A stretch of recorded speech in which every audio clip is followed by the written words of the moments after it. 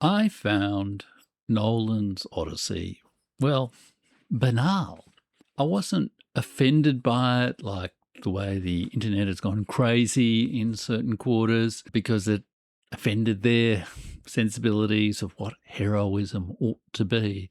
But I just found it banal in the way that Hannah Arendt facing war criminal Adolf Eichmann at his trial and the whole trial process, just found that all so goddamned banal. Let me explain. I'm Jeff Rich. Welcome back to the channel, or welcome if it's your first time here. In this video, I want to talk about the movie, the controversy about the movie, what that controversy shows about the way in which the classics have been appropriated by the USA, especially as Western culture, Western civilization in the last century, and the way in which we can all return some of the strangeness of the stories of Homer and return that strangeness and comfort with strangers to our narratives about the past. I should say, first up, I am a historian and author. I'm not a Nolan film buff. So this was really the first Nolan film I fully watched. Nor am I a great student of Homer. I've read about half of Emily Wilson's translation, excellent translation, I would say, of the Odyssey. And she's doing another translation too, which might rile up certain quarters of the internet. I'll tell you more about that later in the video. I know about most of the stories from the culture. They're ubiquitous within our culture, not just Western culture. These kinds of stories are actually pretty shared across world culture. And so I'm familiar with it, but I'm actually grateful for the Nolan movie to give me, perhaps for the first time, one single continuous experience of that whole story. After all, rendered in its full performed version, it's about 17 hours. So even a 3-hour movie is quite an abridgment. Look, nor do I have a particular veneration for the classics and classical culture in ancient Greece, like a lot of people on the American side of the internet seem to right now. And I tend to think that that whole regional history of a part of the Eastern Mediterranean for a couple of centuries, way back a couple of thousand years ago, has been rather too overplayed in accounts of the origins and the nature and the foundations of Western civilization. Those stories, I think, are as mythological as many of the stories written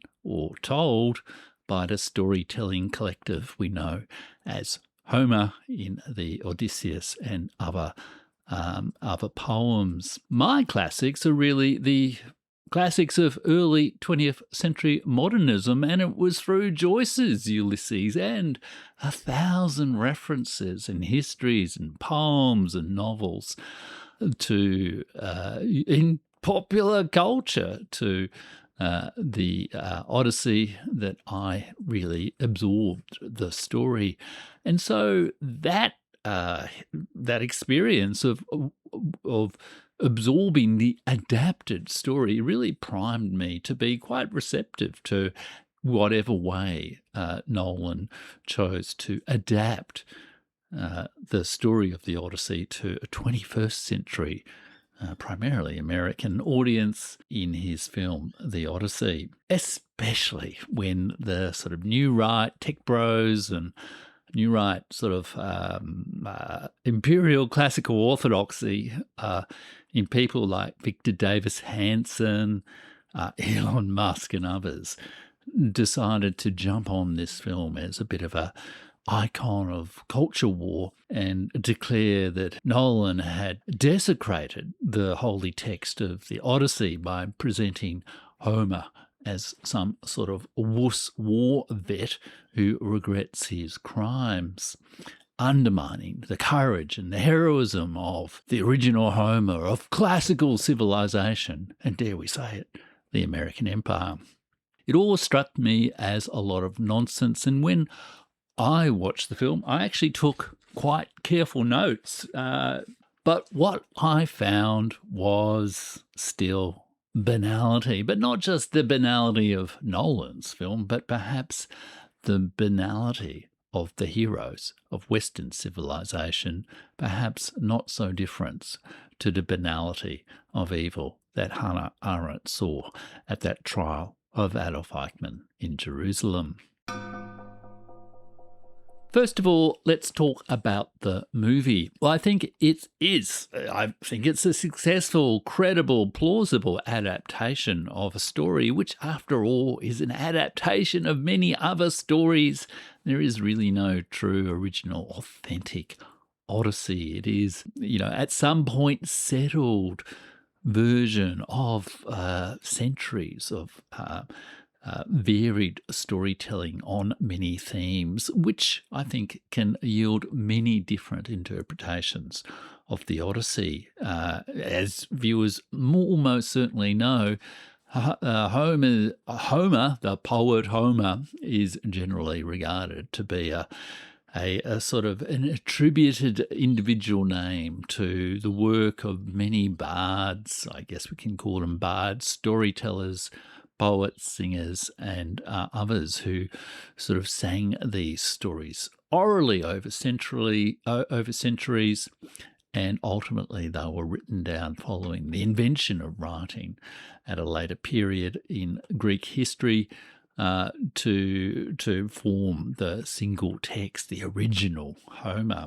So I quite liked the way that Nolan adapted the story of Odysseus and the way in which his stories were retold as a way of reconstituting memory and identity of a traumatized war hero / war criminal, or at least someone who regrets what he has done and seen, not unlike the final scene in Blade Runner when Roy expresses the regrets and the tenderness of his memories for what he has seen in his heroism. And I think the film deploys the resources of film as a genre quite well in the way in which it tells this story. At times I was actually reminded, because I am quite a buff of Matt Damon's appearances in the Jason Bourne movies, I was reminded of the Jason Bourne movies, especially when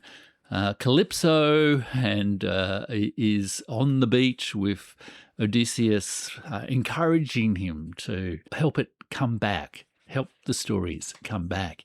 It did rather remind me of Jason and Marie in that beach house in Goa in the second Bourne movie. And this portrayal of Odysseus suffering trauma and guilt has rather angered many on the right. But I think it is very much a very plausible account of the experience of someone who's been exposed to the face of battle.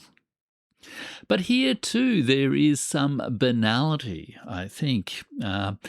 Odysseus and Penelope are presented early on in the film before they go off to Troy as just wanting to get away from it all. To throw all the obligations behind and go off on a sunny beach holiday somewhere. And in a way, at the end of the film, that is what happens. It's a very banal, if you like, Californian version of the obligations of someone fighting a catastrophic war. And we also do not really see the victims of war. Odysseus is really presented as the guilty killer, but we don't see the suffering of those he has killed, at least not very much. Alongside that, there is the end of civilization theme, which is very strong in the movie. Various references to the greatest civilization ever seen and all that sort of thing. And it all, as we know, collapsed. And the warlike nature of the archaic Greek society is presented as, the likely cause of the Bronze Age collapse. This very much echoes current preoccupations, but again, frankly, in a banal way. And I'll have more to say about that civilizational thinking a little bit later in the video. It also shows up in the key concern presented in the film that Odysseus and the Trojan War and the colonizing raids of the Greeks, let's call them the Greeks, is a breach of Zeus's law, Xenia, that demanded hospitality or kindness or receptivity to strangers. We see this through the way in which the suitors act, exploiting Penelope's hospitality in the Trojan horse and the looting and raiding of the Greeks, including by Odysseus and his men.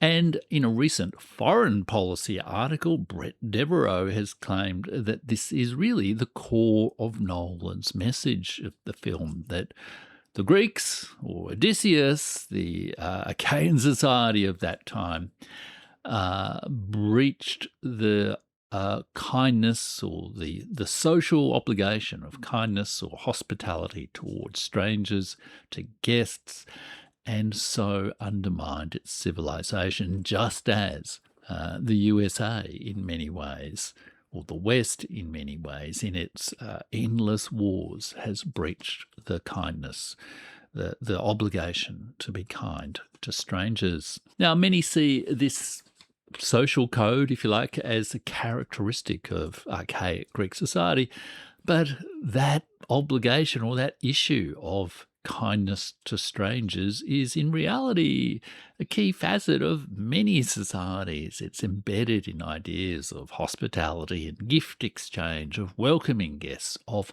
honouring strangers as quite powerful figures in many ways. Moreover, the global historian Jeremy Adelman is arguing in a forthcoming book that we need to see strangers and the way in which we need strangers and strangers need us is one of the fundamental tensions of modern society and of the process that we call globalization. It's the interdependence of us all on distant strangers that we can be kind towards or predatory towards that really defines the modern condition of globalization. Indeed, he argues that the tension and debate about this issue has been unfolding since the middle of the 19th century, and I think it is the debate that has defined the modern condition. Edelman's treatment of this subject I'm really looking forward to reading. It's a much more deep discussion than I think Nolan's film version of it. Nolan really looks at this issue from the perspective of the guilty regret of the imperial core. We don't really see the strangers in the film. We only see the memories of Odysseus and his men towards those strangers. The victims are not really featured in the film. And of course, in an irony, some of the film was filmed on one of the final colonial territories in Africa. Nolan's film, I guess, to me at least, reeked of the bad faith regret of the Hollywood elite that the warriors of empire have got a little bit out of control. So again, banal. The most moving aspect of the movie, I felt, was really the story of the homecoming and the recovery of memory and identity, the reunited experience of Penelope and Odysseus. But even then, I think the film perhaps cruelled some of those moments with its return to action movie Jason Bourne theatrics and heroics to sort of slay all those suitors. It's interesting that the recent film version of the Odyssey starring Ralph Fiennes and another famous actor whose name I've just temporarily forgotten, called The Return, actually features much more on this aspect of the story, which can be seen as another core and a different approach to the film. So you might want to check out that film as well. And I know the translator of the Odyssey, Emily Wilson, actually recommends you do. She says, in many ways, it's a better version of the story than Nolan's. So all up, I think Nolan's film is a retelling of the story of the Odyssey through the framework of an empire with regrets and war criminal or glorious bastards with PTSD. But it does so without the complexity of the collective writing collective of we know as Homer, and 1,000 other stories, not just Western stories, 1,000 other stories around the world of such homecomings, of such journeys, of such regrets of war movies and in world literature. So in many ways, I'd describe Nolan's film as the banality of the fallen hero, anticipating the fallen empire. The second big issue I wanted to talk about was the controversy. So let me talk about the controversy. And my goodness, there are so many videos on the internet about this. I don't really want to waste too much time about it, but let me comment a few things about it. Now, the whole presentation of Odysseus as a broken hero has really angered the US American conservative nationalist right. It's behind the criticisms of the woke nature of casting decisions. And even those criticisms are quite inconsistent in their application. There's a lot of focus on the casting of the black actress who played Helen of Troy. Not an unreasonable suggestion in my part and in Emily Wilson and in Mary Beard's view, especially given the theme of, sexual slavery that is behind it. There also seems to be not much controversy about the casting of a South Asian man as Odysseus' sort of first mate on the boat. I guess in America they just assume that sort of, labouring role for the South Asians. So the debate about casting itself, I think, is utterly banal. And I would contrast it to the wonderful film, version of the Mahabharata, previously a theatrical version of the Mahabharata from Peter Brook from the 1980s, in which there is an international cast for that great Indian epic. It was brilliantly done, and there was not much discussion about it being a bad thing. More significant, though, is that Nolan thanks the Greek people at the end of the film in the credits, but has no Greek actors in the film and very few original Greek culture elements.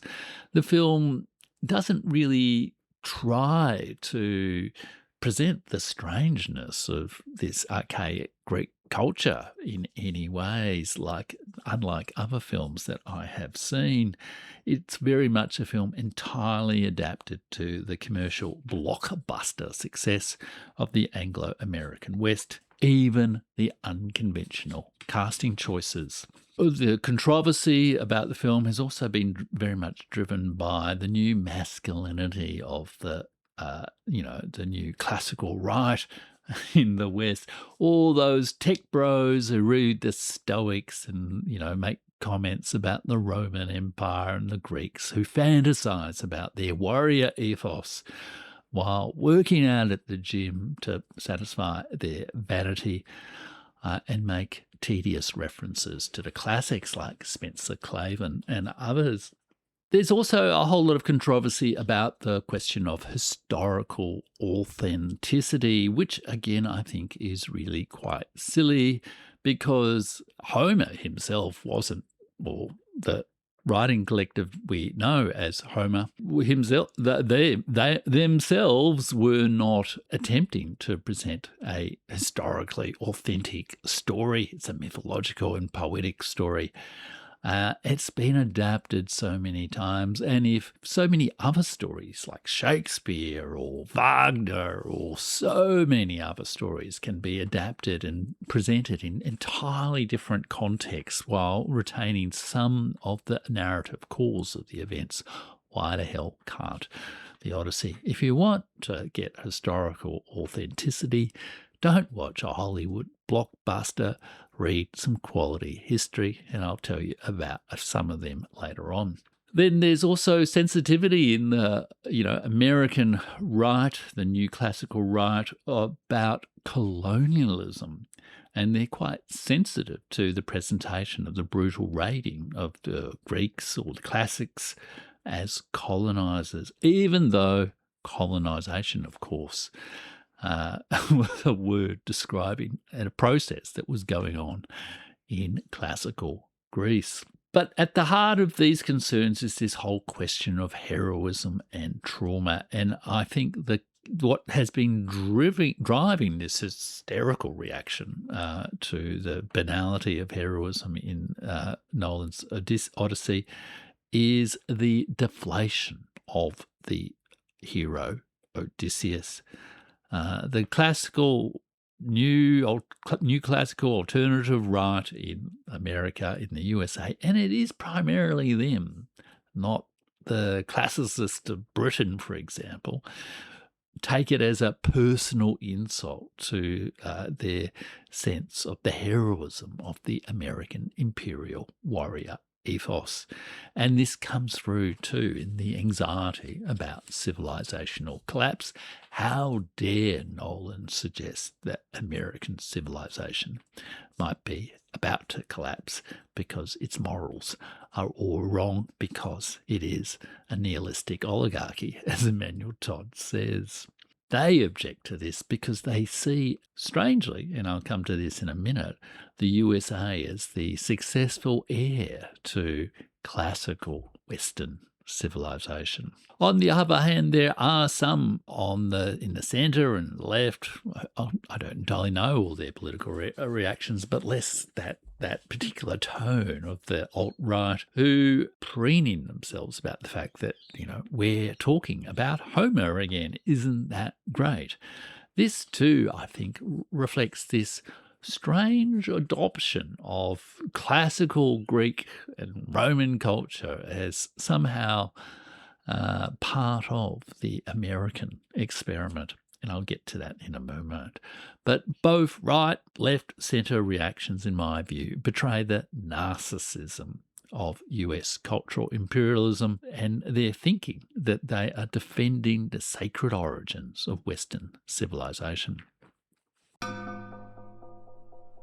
This is the third topic I want to talk about, the USA's appropriation of Western civilization. And here I argue that the controversy and the success of Nolan's Odyssey are both symptoms of the USA's appropriation of Western civilization, that the USA leads Europe and the political West in this new concept, Western civilization. Over the last few years, we've seen a restorationist backlash against critiques of Western history and civilization in works like Douglas Murray, Neil Ferguson, Nigel Bigger, and many others. This asserts a kind of a pride in Western civilization and a belief in its distinctive and superior ethos. And this is something the USA in particular, as well as Britain, has been doing for a very, very long time. Indeed,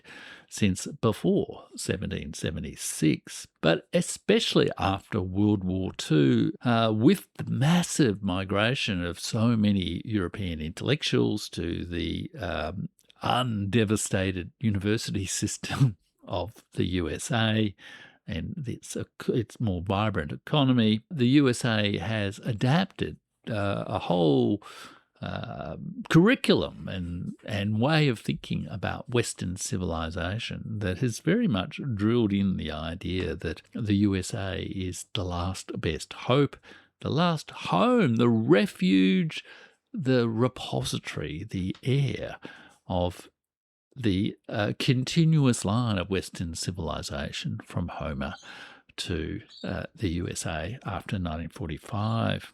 It's become institutionalized and become quite something of a myth, and in a way sort of supported and encouraged by that huge influx of European refugees, including Hannah Arendt, who I mentioned at the top of the show, who, of course, whose famous phrase, "the banality of evil," is the one I'm riffing on here. But she herself very much adopted this mythology herself, seeing the USA as the last best hope of Western civilization. This weird self-identification with the classical world has been fundamental to USA's social, political, public, intellectual culture, really since before 1776. And it underpins the constant comparisons to Rome, to the use of neoclassical architecture in Washington, the constant references to Athens, the Peloponnesian War, the Thucydides trap, and all that sort of thing. But it is very much a myth, and that is very well demonstrated in this book, which I previously did a video on on the channel by Nusha McSweeney, The West, A New History of an Old Idea. It brilliantly shows in 14 lives the way in which the idea of a continuous thread of Western civilization, Western history, is really a myth, and one that has been in which, over the last couple of hundred years, the USA has played an active role in creating and changing. And it also comes through in the work of Quinn, whose work, How the World Made the West, focuses on the same sort of argument, but with a lot more detail to the sort of classical period, including the period of Homer. I'll have a little bit more to say about Quinn's work, establishing a different kind of narrative, a stranger narrative, a narrative more about the strangers and not just the accepted heroes in the story of the West in the 4th section of the video. Of course, the USA is not the only society or culture to have done this. Britain, of course, was famous for it too, but so was France, so was much of Europe, so was the Russian Empire. After all, the city of Odessa is named after Odysseus and was so named by Catherine the Great, who dreamt of reclaiming the Russian Empire's connection with the Byzantine, the Greek and ancient Greek world back in the 18th century at around about the same time as the American Revolution. So they're not the only ones to claim the mantle of the ancient Greeks and to assume a special relationship between their culture and that one. But there has been a particular proprietary claim that the US has made. And one of the great European emigres to America, around about the time of World War II, who subsequently left America quite disheartened with how it was, famously said, or perhaps not famously said, but said in some private remarks. Thomas Mann, the great novelist, said that the USA could have led the world, thinking of the post-1945 world, and indeed the post-1918 world. They could have led the world, but they chose to loot the world. And part of that loot was their special relationship to the classical world and to Homer's Odyssey, and to this thinking about Western civilization. And if we want to return strangeness to the narratives we have about the past, if we want to return the strangers of history to the narratives we have in the past, rather than just talk endlessly about people just like ourselves, talk about heroic epics rather than complex histories, then this sort of civilizational thinking really needs to go. And as McSweeney and a host of others make clear, the whole Western civilization talk is very much an invented tradition that has a long heritage, but really got, wings in the 19th century, and in part because of the USA's influence. In her book, The West, A New History of an Old Idea, Nushi McSweeney, I hope I'm saying her name right, it's sort of an Irish name, and I'm not 100% sure on the pronunciation, but please forgive me if I get it wrong. Nushi, the grand narrative of Western civilization posits the origins of the West in the ancient Greek world, but not in the ancient Greek world as it truly was. The vibrant and dynamic world of Herodotus, Homer, and Thucydides. Instead, it adheres to the vision of ancient Greece promoted by Athenian politicians such as Pericles, as a justification for its own imperial expansion, a world riven by a great divide between us and them. It was a vision not shared by the subjects of our next chapter, the people who are usually cast as the successors of the Greeks and the next in the genealogical line of Western civilization. So that's one example of this thing. This way of telling the story forgets the way in which the Greek world was conceived as different to the Latin West, including through the long history of the Byzantine Empire and its later transformation into the legacies of the Orthodox world.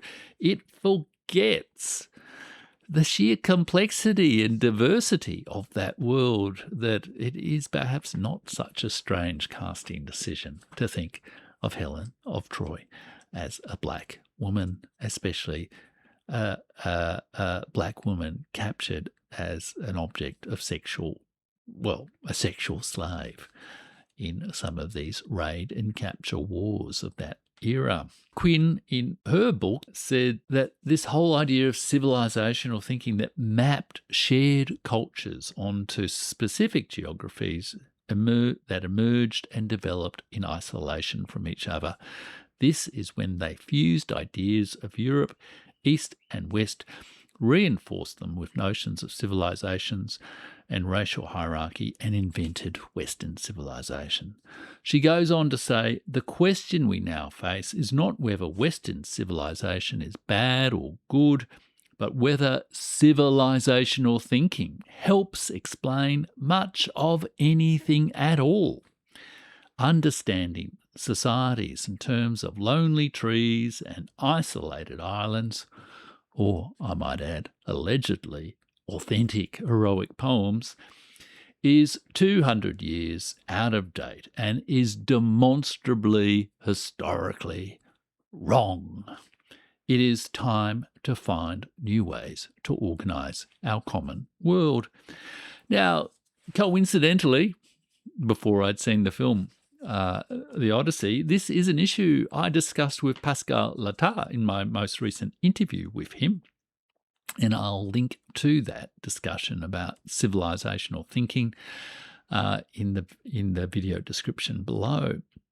And I mentioned there to remember this idea by the French Martinique thinker Edouard Glissant of creolization, the intermingling of cultures, and by doing so, return the strangers and the strangeness of real events, real cultures, and eccentric texts like the Odyssey to our history.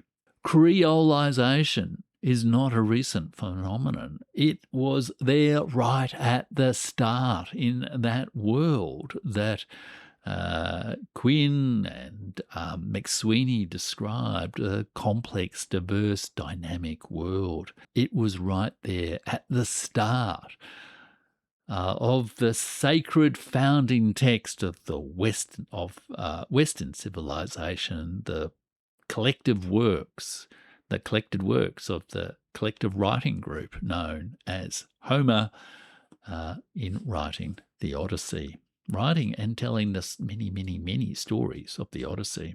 And Quinn shows this in her book, How the World Made the West. There she writes, there is no doubt then that the earliest works of Greek literature preserve traces of encounters with a bigger world of song in other languages.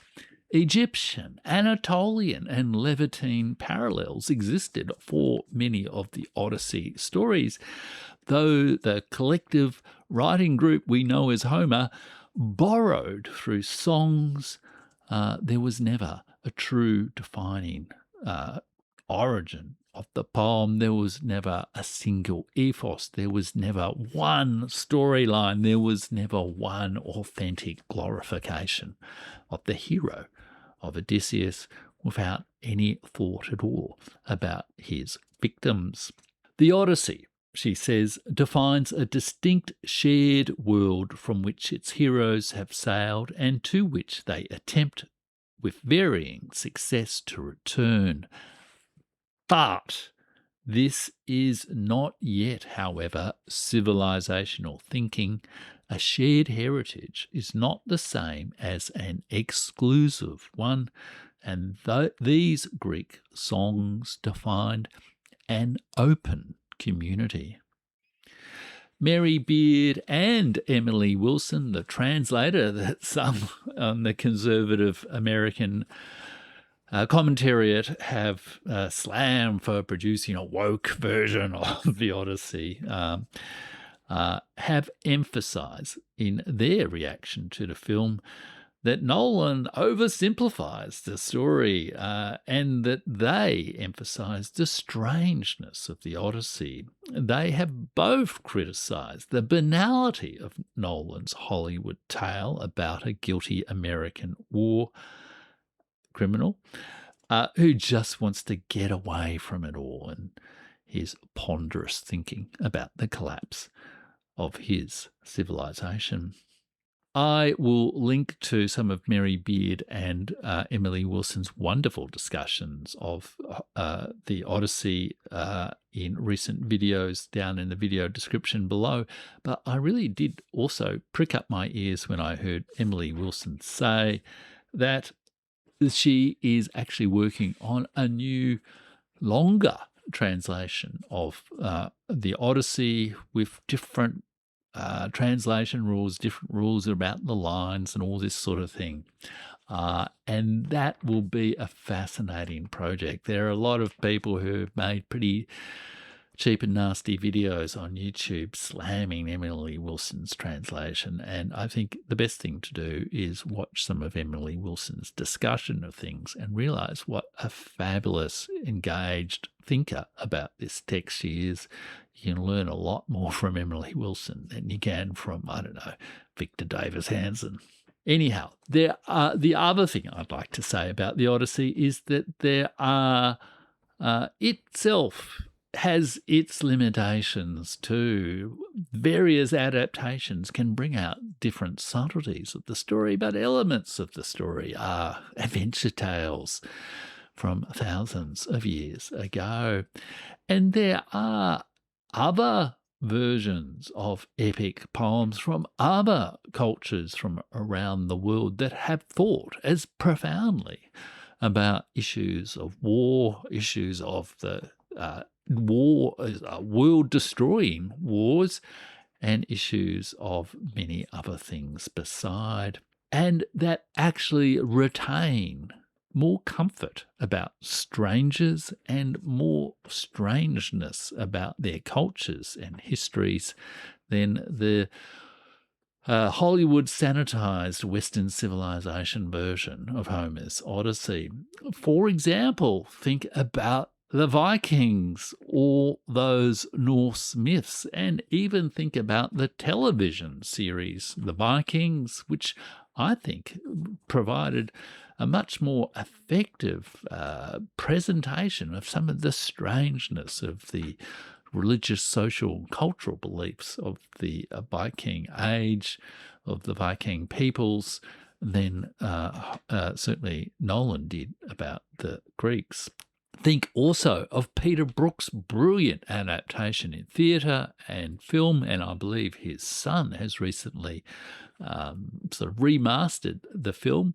I'm not sure how widely available it is, but his wonderful version of the Mahabharata. It is a brilliant contrast to, I think, Nolan's Odyssey. And you might want to check out my slow read of that great Indian epic, the Mahabharata, which is available at my Substack, and I'll link to that as well. Restoring the strangeness, restoring the comfort with strangers also protects us from the portrayal of the breach of Zeus's law by bringing our attention to the many ways in which the modern and then our contemporary world have dealt with the strangers we depend on. This is also an issue I briefly discussed in my interview with Pascal Letard, and part of the critique of US foreign policy, part of the critique of so much of this Western civilizational thinking, and part of the critique of histories of globalization that Jeremy Adelman is developing in his upcoming book, which he says is seeking to reset the conversation about interdependence, that looks at the anxieties and the euphorias that surround the way we need strangers and strangers need us for food, fibre, security, and so on, for recognition, for stories, for entertainment, for all sorts of the comforts of strangers. That tension and debate has been unfolding since the middle of the 19th century, and I think it is the debate that has defined the modern condition. That kind of thinking takes us well past the banality of heroism and civilizational thinking about the West. I'll be exploring that theme more at my Substack, so why not go over there and become a paid subscriber? It's the best way to support my work, trying to reach beyond the banality of so many of the stories you will see in Substack and on YouTube, and provide a deeper, richer way of viewing the world around us and its history. Thanks so much for watching. And next time you think about heroes, remember this famous quote by Bertolt Brecht.